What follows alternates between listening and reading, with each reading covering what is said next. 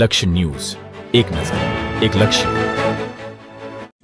સુરેન્દ્રનગર જિલ્લાના થાનમાં હીટરનગર વિસ્તારમાં સવારે 9:30 થી 10 વાગ્યાના અરસામાં નાફેદ દ્વારા રાખેલ 8 ગોડાઉન પૈકી એક ગોડાઉનમાં કોઈ અગમ્ય કારણોસર આગ લાગી હતી, જે આગને કાબુ મેળવતા સુરેન્દ્રનગર, ધાંગધ્રા, લીંબડી, ચોટીલા નગરપાલિકાના ફાયર ફાઇટર ઘટના સ્થળે પહોંચ્યા હતા. પણ આગ વિકરાળ સ્વરૂપ જોતા રાજકોટથી પણ ફાયર ફાઇટરને બોલાવી આગ પર નિયંત્રણ મેળવવાની કામગીરી પ્રશાસન દ્વારા હાથ ધરવામાં આવી છે.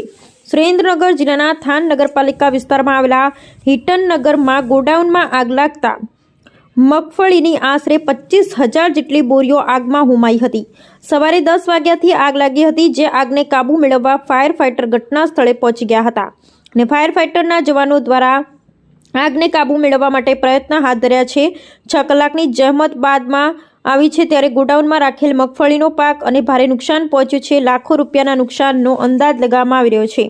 ગોડાઉનના સરકારશ્રી દ્વારા ભાડે રાખવામાં આવેલ હતું અને ખેડૂતો પાસેથી ખરીદેલ મગફળી ગોડાઉનમાં રાખવામાં આવી હતી. આ ગોડાઉનમાં આપ શેના કારણે લાગી તે અંગેની હાલ કોઈ માહિતી મળી નથી, પરંતુ પ્રશાસન દ્વારા સમગ્ર બાબતે તપાસ હાથ ધરવામાં આવી છે. Bureau report Brijesh Trivedi, Surendranagar.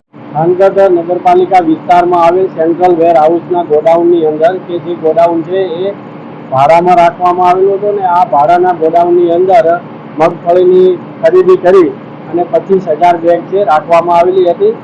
કોઈ કારણોસર શોર્ટ સર્કિટના કારણે આગ લાગી હોવાનું પ્રાથમિક દ્રષ્ટિએ જણાય છે. હાલ 5 ફાયર ફાઇટરની ટીમો દ્વારા આગને કાબૂમાં મેળવી લીધો છે.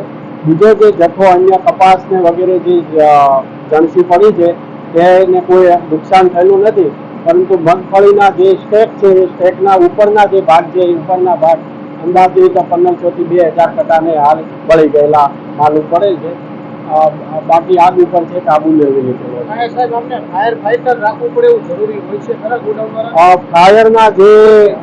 ફાયરના જે બોટલ આવે છે ABC પ્રકારના એ ફાઇટર તો તમામે રાખવાની ફરજિયાત જોગવાઈ છે. લાગે છે અત્યારે તો એમના જે ગોડાઉન મેનેજર છે એ એવો જવાબ આપે છે કે મને આવ્યાને 2 દિવસ થયા છે, મને કાંઈ ખ્યાલ નથી. એટલે એમની જે અમદાવાદની ટીમ આવી રહી છે એ જે જવાબ શું આપે છે